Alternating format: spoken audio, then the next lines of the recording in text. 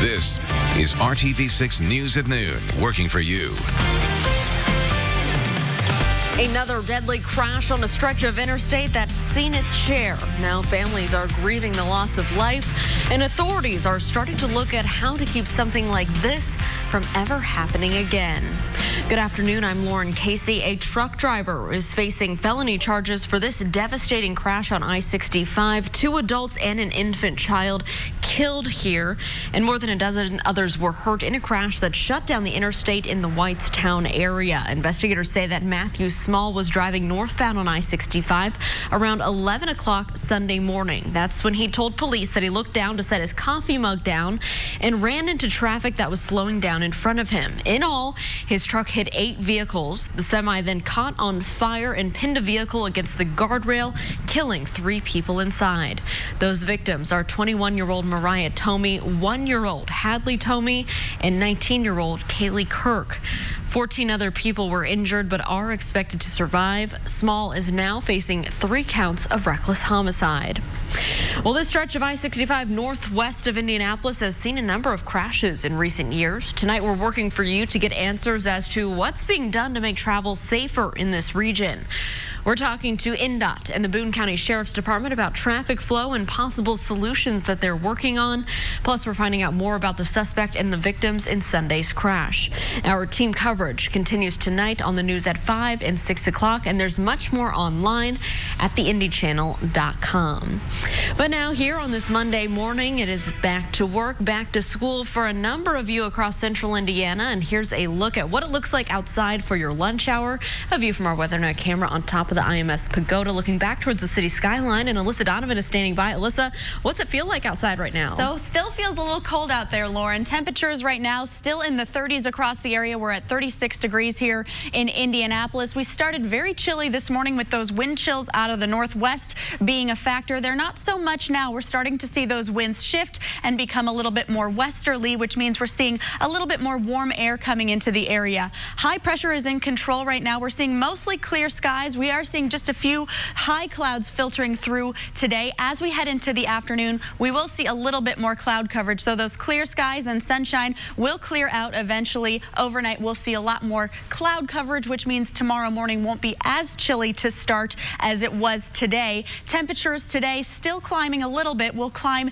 into the low 40s this afternoon. Again, mostly sunny skies right now, but we will see some more cloud coverage later today. 36 on Wednesday. That's when we're really going to start to drop those temperatures, and Tuesday we're staying in the 40s before we start to see some rain showers moving in Thursday, Friday, and Saturday. Alyssa, thank you. The investigation continues into a shooting on the city's far west side that left a man dead. Metro Police say the shooting happened just before 10 o'clock Sunday night on Mount Shasta North Drive. That's near 10th Street and Raceway Road. Officers at the scene tell us that a man had a number of gunshot wounds. Metro Police say several others were inside the home when the gunfire started. Officers are still working to learn what led up to the shooting, but they do say that they're questioning a person of interest. Today, IMPD and Fishers Police will have more to say about 3 people accused in a 7-day crime spree. On Friday, the Marion County prosecutor announced several charges against Richard Garrett, DeLance Hatcher, and Rashana Farrow. The alleged crimes happened back in mid-October and include shootings, robberies, and murder, and they involved 18 victims. You may recall that Farrow and Garrett are also charged in the death of Fishers canine officer Harley back in November. That update is set for 1 o'clock this afternoon. Well, he was the oldest remaining survivor of the sinking of the USS Indianapolis during World War II. Don Howison was also the only remaining officer aboard that ship that went down shortly after it delivered the first atomic bomb to be dropped on Japan. His family announced today that Howison died this past Friday at his home in Florida. He was 98 years old. There are now only 10 survivors of the USS Indianapolis tragedy who are still with us. Well, today, Iran says it will no longer abide by the terms of the 2015 nuclear agreement after its top military official was killed in a U.S. drone attack. Also, Iraq now wants to expel U.S. troops from its country. And as ABC's Julian McFarland tells us, all of this is bringing about more threats from President Trump. President Trump landing back in Washington last night and facing a storm. The attack on Iran's top general, head of the Quds Force, listed as a terror organization, sparking fears about the possible consequences. Democrats also upset at what they say is a lack of transparency surrounding the move. All this as the regime announced it is scrapping all outstanding restrictions from the nuclear deal. Speaker Nancy Pelosi announcing a War Powers resolution seeking to limit military action taken by the Trump administration. Elizabeth Warren raising questions over the timing of the strike. Why now? I think people are starting to ask, why now did he do this? Why not delay? Trump's original claim that Soleimani's killing prevented an attack, challenged on the Sunday shows. When you say the attacks were imminent, how imminent were they? If you're an American in the region, days and weeks, this is not something that's relevant. Over the weekend, President Trump doubling down on his plan to attack Iranian cultural sites should Iran attack any Americans or U.S. interests. Iran home to ruins and antiquities dating back millennia. Boris Johnson's official spokesman saying their destruction is prohibited under treaties and conventions of which the U.S. is a signatory. Meanwhile, a non-binding vote in the Iraqi parliament to expel foreign troops has been another destabilizing outcome. European allies in Iraq calling for de-escalation. Germany saying they will respect any decision of the Iraqi government. The Brits underlying the importance of the ongoing fight against ISIS. Meanwhile, in Iran, hundreds of thousands have been mourning and marching in the streets for 3 days. Cities like Avaz and Mashhad were the scene of anti-government protests since 2017. Now, the Iranian leadership touting these crowds as the U.S. attack seems to have people rallying behind the regime. And there were similarly huge crowds in Iraq. Thousands of people turning out to pay their respects to General Qasem Soleimani and an Iraqi militia leader, both killed on Iraqi soil in that drone strike that has lit up tensions in the region once more. Julia McFarlane, ABC News, London. Well, they're gathering at the State House for a prayer service right now, and they'll officially go to work this afternoon. Up next, what will and won't be on the plates of our state lawmakers for the next 3 months. Alyssa. And we have a mild start to our work week. Temperatures, though, climb quite a bit towards the end. That comes with the price of rainfall. I'll have all the details coming up next. Ace of Homes every Sunday morning at 11:30. The new year brings a new session at the State House. Dozens of bills have been filed, but only some of them will be considered. And one big issue that brought thousands of demonstrators to the Capitol less than 2 months ago will probably be not one that's dealt with this year. Our Ray Steele has a preview of what the legislature will be talking about.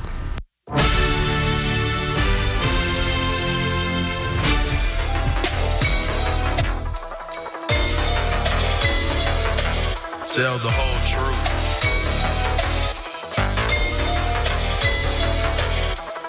Before lawmakers even got started, the big news was retirement. House Speaker Brian Bosma, Representative Woody Burton, they led the pack in saying sayonara to the State House after this current session. Logansport Senator Randy Head had already said goodbye. He left before his term was up this year. It is a short session. There are no budgets to talk about, and the focus for lawmakers is the legislative equivalent of the Double Gold Challenge. Get in the session with as little controversy as possible and get out so they can focus on winning the big championship, re-election this November. That doesn't mean there will be no activity at all, but one thing that is not likely to happen is a pay raise for teachers. Back in November, 15,000 educators rallied outside and inside the State House for higher pay now, not when Governor Holcomb wants to do it, which is the 2021 session when the budget will be back on the table. The governor and legislative Republicans have said teacher pay will not be talked about between now and the middle of March when lawmakers wrap up their work. The question is, will that mean teachers leaving the classroom to come back to the Capitol? Or will their next action day be Election Day? Another bill that deals with school funding also is not likely to see the light of day because of the Republican supermajority.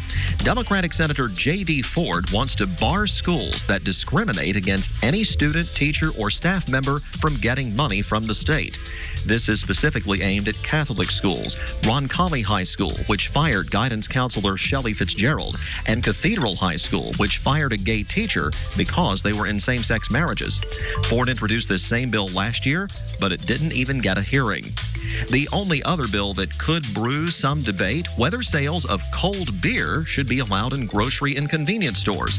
The liquor store lobby has kept this from happening. They say it would lead to the closure of mom-and-pop liquor stores all across the state.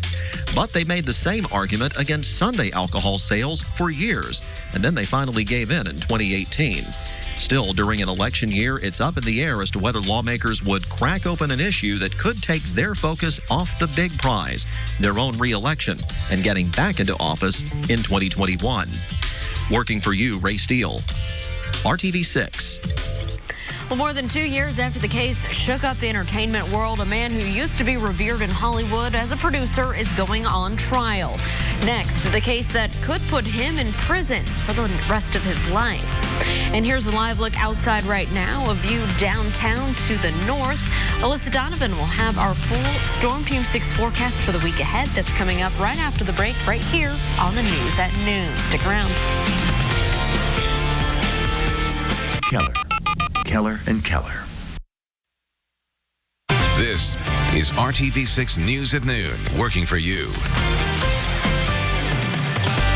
I'm Ted Rollins. Today on Court TV, more than a year and a half after his arrest for sexual assault, Harvey Weinstein is about to stand trial. After a final hearing today, jury selection is set to begin tomorrow morning in New York. While more than 80 women have come forward with stories of sexual misconduct against Weinstein, the criminal case against him revolves around 2 alleged assaults, one in 2006, the other in 2013.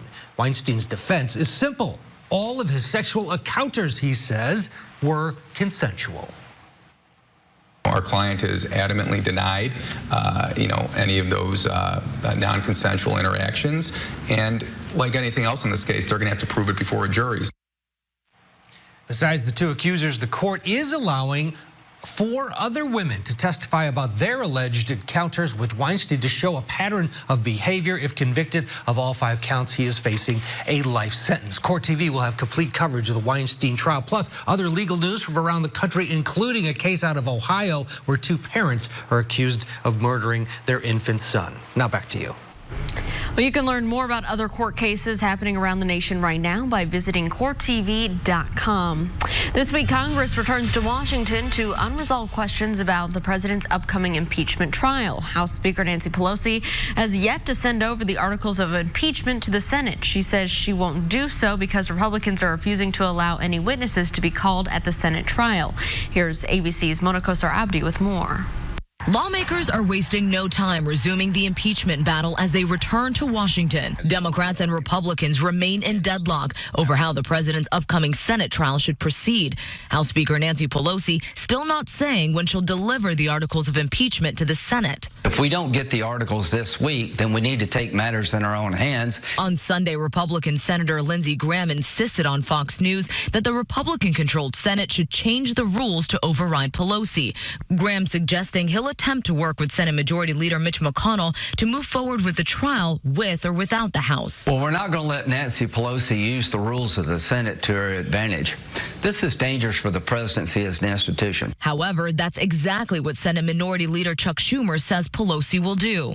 She has said that she will send the articles of impeachment when she believes she will maximize sending them to get the fairest trial possible. Schumer has declared in order for the trial to be fair, it must include witnesses and documents blocked by the White House. And he tells ABC that Democrats in the Senate will push for a vote on the matter.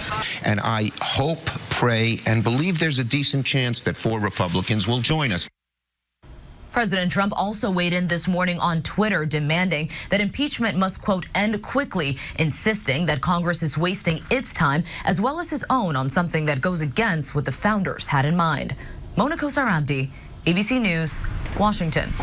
Australia's government says it's willing to pay, quote, whatever it takes to help communities recovering from wildfires that have ravaged that country.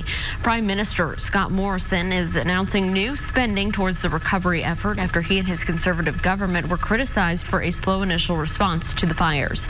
At least 25 people and thousands of animals have been killed in the fires that have scorched an area twice the size of the state of Maryland. More than 135 fires were still burning across the state state of New South Wales and southeastern Australia, including almost 70 that were not contained.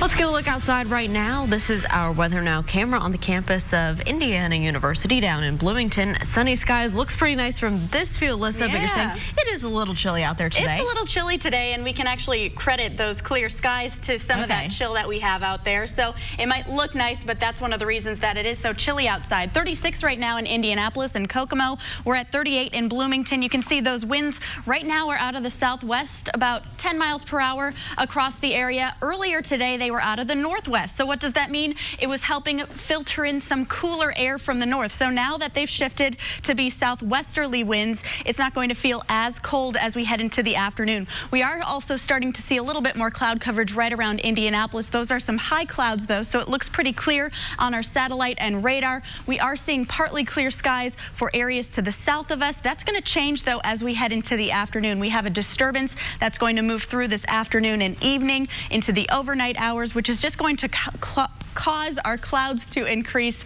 throughout our afternoon hours. Temperatures still climbing. We'll be close to 43 degrees for our daytime high today with those shifting winds. As we head into tomorrow, it's going to stay about the same with those temperatures in the 40s. By Wednesday, though, we have much cooler air that's going to come in. What that's going to do is take our temperatures down. We're going to start Wednesday morning a little chilly, and highs on Wednesday will only reach the mid-30s. So we are going to drop about 10 degrees from what we're seeing today with those daytime highs. So if you think it's chilly today, just be aware we do have a chillier day on the way in our 7-day forecast, and that's going to be on Wednesday. Behind that, a low pressure system is going to move in Thursday. This is the first of two systems that's going to bring us quite a bit of moisture over a 3-day period. The first comes in Thursday afternoon. What that's going to do is bring us some light rain into Friday morning, and also the potential of some gusty winds along with it. The next round of rain comes in late Friday and into Saturday throughout the day. This one's actually coming up from the south. Not expecting those windy conditions with this second system, but we are expecting the potential of some heavier rainfall. So we do have the potential of receiving anywhere between 2 and 4 inches. Now, these two models don't come out until we're closer to that event, but the models that we do have show the potential for up to 4 inches of rainfall, which is why we do have the potential of some flooding as that system moves in on Saturday. Temperatures tomorrow will start in the 20s again. We'll see some breezy conditions throughout the day, and then we'll climb into the low 40s that afternoon for your Tuesday, similar to what we saw today. We are going to see some sunshine as well. Wednesday is going to be our coldest day in the forecast, with those highs only into the mid-30s, and then we are back into the 50s and low 60s Thursday, Friday, and Saturday, but that does come with all that rainfall that we're expecting. Again, possibly up to 4 inches by Saturday. All right, Alyssa, thank you so much. We will have much more news and weather coming up right here on the news at noon after the break. Stick around.